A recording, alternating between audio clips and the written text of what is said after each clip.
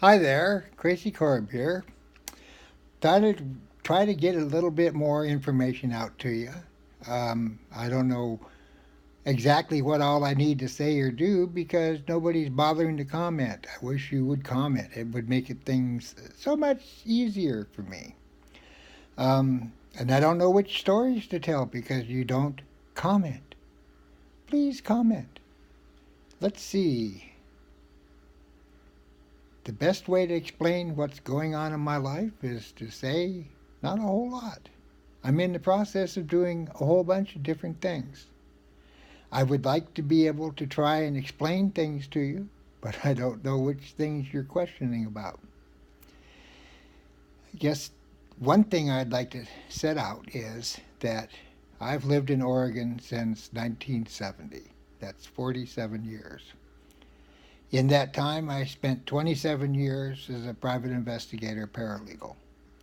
I also spent several years picking fruit, working at an auto wrecking yard as a dismantler, um, building cabins, living in a houseboat, living on a beach tugboat, living in a little shed that I was added to until it became a large house.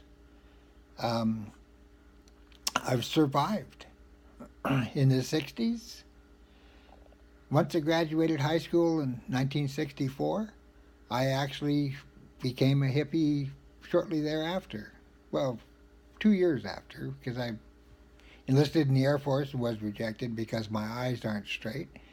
And I also worked for Douglas Aircraft for about a year and or year and a half, something like that. It was horrible. I hated doing that type of work. I don't like doing competitive, not competitive, but repetitive actions.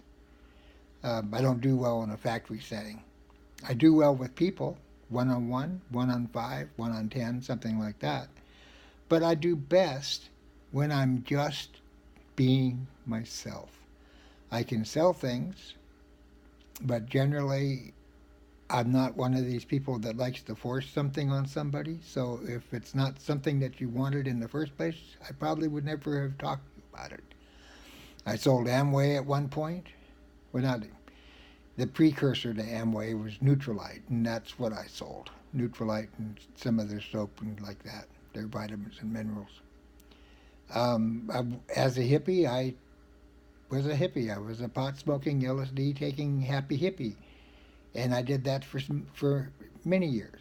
I've had a head shop. I've had a record and tape store. I've had secondhand stores. Um, Basically, I've been able to keep my friends and new friends, acquaintances. With if they needed something, they would come and see me, and I usually would be able to have it for them. That's part of the American dream. The way my dad always explained it was that if you had a way of getting people something that they want, then you have a way of making a living. That's pretty much the way I've done, except that I've never considered my being providing of things for people as being something that I was making money on because generally whatever I made I shared with everybody who was around me. It was very rare. It's only been the last few years that I've lived alone. I've always had dogs, with the exception of a 4 year span of time where I didn't. Um, and that was because when Lucky was killed, I went through such an emotional loss over that I didn't have a dog until friends finally said they couldn't stand seeing me without a dog and gave me a pup, which got killed 6 months later by an SOB that was killing every dog on his property. So, but then I got another dog. In fact, I got two dogs immediately after that, and one of them was another Great Pyrenees. And I love music, but I don't have it on all the time. Um, Music tends to make people remember things. You hear a song and it makes you remember the first time you heard it. It makes you think of the times that you were hearing it, the things that you did. I hear Bachman Turner Overdrive and I think of a specific group of friends. I hear Creedence Clearwater Revival, I think of another specific group of friends. I hear the Beatles, and depending on which album, depends on which group of friends that I had when I first heard it. Jimi Hendrix's Experience. First time I heard that was another group of friends and another whole different section of life. It's something that a lot of people may not understand, but music does determine a lot of things in people's lives because it reminds them of past things. The romantic side of it is that you have your favorite song with your boyfriend or girlfriend. You have your favorite happy movie, your favorite sad movie. Those things are the types of things that mean something to people, but generally speaking, the people don't recognize it. It's hard to believe, but sometimes people don't recognize hardly anything. I really apologize that my camera is waving around in the air like that. I'm holding it with my hand, and my hand's in an arm brace. I can't seem to get over to get my tripod so I can set my camera up on a tripod. And I don't have all my lighting. Anyway, rather than make excuses, let me finish this video. Um, you know, there's a lot of things in life. Music's one of them. People is another one. Animals are another one. Food is another one. And different ones have different strengths of shaping who you become and who you are. A lot of people don't understand that.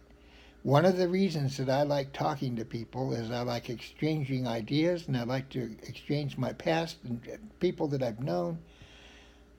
I've known people that when you first meet them, you would think that they were just nothing more than a common drunk. But when you sat down and talked to them, you really realized that they knew people that helped shape and make this country. Why ever they were doing the alcohol or drug or whatever it is that was making them be the person that you liked or didn't like or whatever. The fact is, there's a lot of people in this country that have been affected by a lot of things that has nothing to do with how their lives turned out.